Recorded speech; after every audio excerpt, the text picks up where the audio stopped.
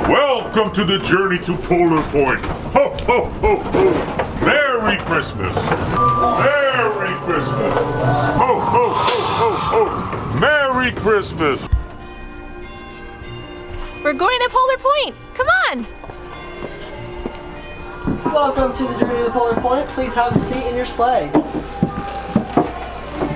Enjoy your ride.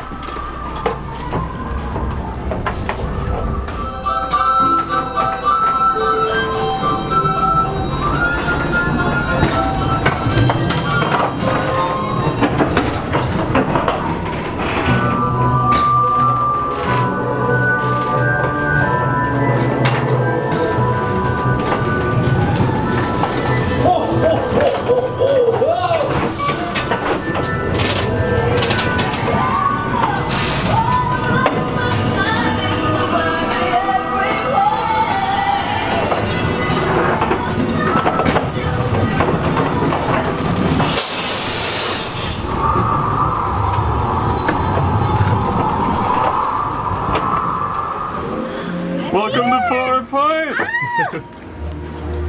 You made it! Ooh, it's cold. Go check it out! We're here. Oh, Look Merry at Santa. Christmas. Merry Merry Christmas, Christmas. What do you want for Christmas? A puppy. A puppy? Yes. Were you a good girl for the whole year? Yes. Oh, that's good. Then you get your puppy. Yay. Merry Christmas. Merry Thank Christmas. you, Santa. Ho, ho, ho, ho. Merry Christmas. Merry Christmas. Alright, so what you just saw was Journey to Polar Point. It's an amazing dark ride that's built in a garage and part of a driveway in a residential neighborhood. And if you think about that, that's kind of amazing. Here we have the mad genius behind the ride, Scott Diabanzo. Nice to meet Hey you. Scott. So I wanted to talk a little bit about the history of how this ride came to be.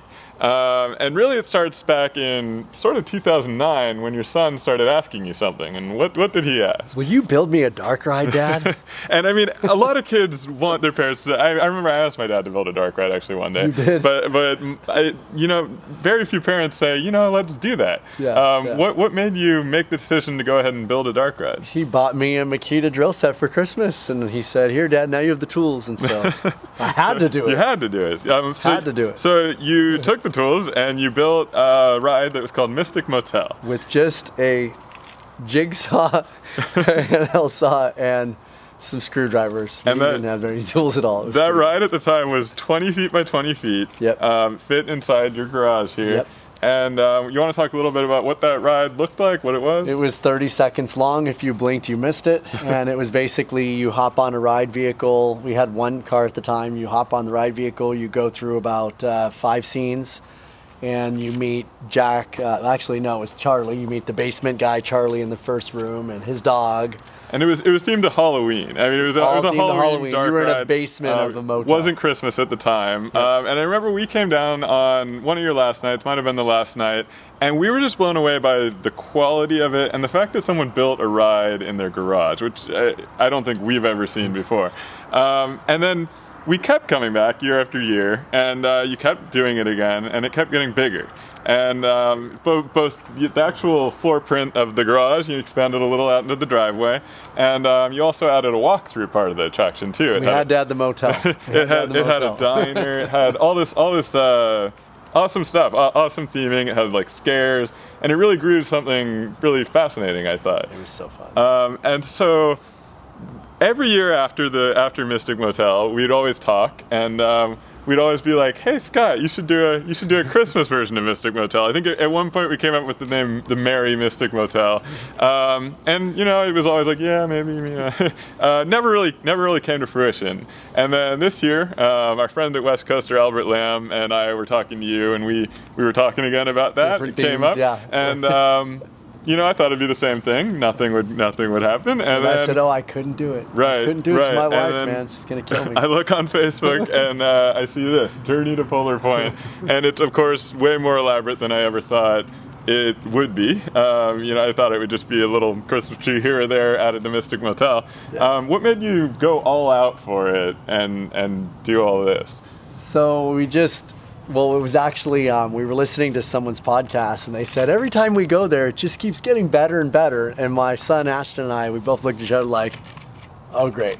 But now we have to really do an amazing job. You know, we have to do it. We love, hearing compliments like that, and so we just really themed the heck out of it. Journey to Polar Point was one of the themes we had. We have a few projects we're working on. It was one of the themes we had kind of in our plan. And we said, well, heck, let's just do Journey to Polar Point. And then we came up with the idea of, trying to catch up with Santa Claus and get whisked away by his sleigh and get to this magical place called Polar Point.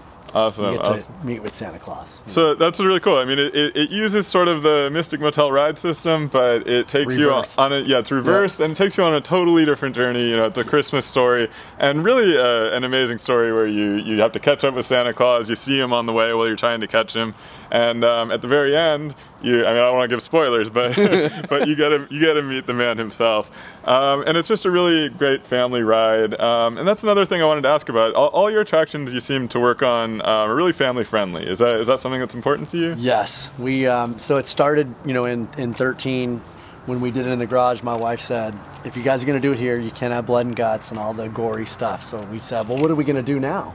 Right. But what that did is it made us have to think even harder for to dig deep for real themes. And the reason Mystic Motel was even called Mystic Motel Basement Tour is we had no room for anything on the sides. So for this, it was the same thing. We wanted something that families can enjoy and come out. And although Mystic Motel was a little scary, it was eerie. scary, but it wasn't gory. It wasn't gory. It was definitely family friendly, and that's one of the things I think impressed me about it, because most Halloween attractions are kind of over the top scary, and it was something that it did have its scares, but not in a way that was inappropriate for families or young kids. That was our goal. We wanted to get them all down here. So when you finally got Journey to Polar Point open, the first night, I'm guessing it was a little scary. You opened the doors. You were like, "Are people going to come?" We did not expect the whole driveway to be filled with. It was filled with people. Hundreds of people came. Awesome. And then at 4:30, and we opened at 5. So we're both in there going, "Oh my gosh!"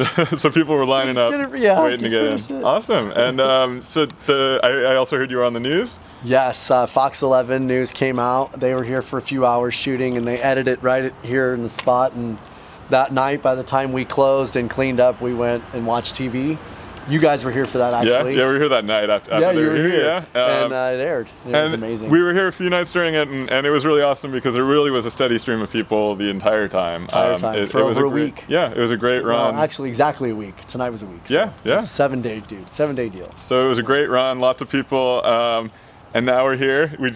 It closed. This is it. Was the last night. Man, sad moment. Sad. Are you sad to see yes, it go? This one, it was easier to take the sledgehammer to Mystic Motel and take it down because it was already a decrepit, abandoned motel. This is very pretty inside. Very you guys polished. will see, or you already seen.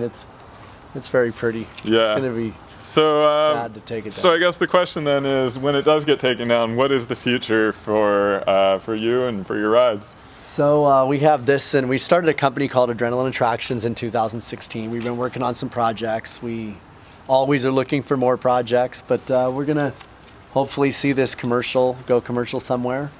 And same with Mystic Motel. We want to keep it going. I think this is the beginning of new things. We got a lot of publicity with this year, and hoping to do man caves, theme park rides, dark rides, whole theme park. Maybe a whole theme park. Neverland. If there's another Michael Jackson guy out there that wants something crazy, we're the people to call for that, because we're just way over the top. Awesome. Well, I think that's exciting that, I was sad this was going away today, but it's really exciting that it's not the ending. It's just possibly the beginning of this story. That's really exciting. So, Scott, if people want to find out more about your company, where should they go? Anywhere, Facebook, Instagram, just at Adrenaline Attractions.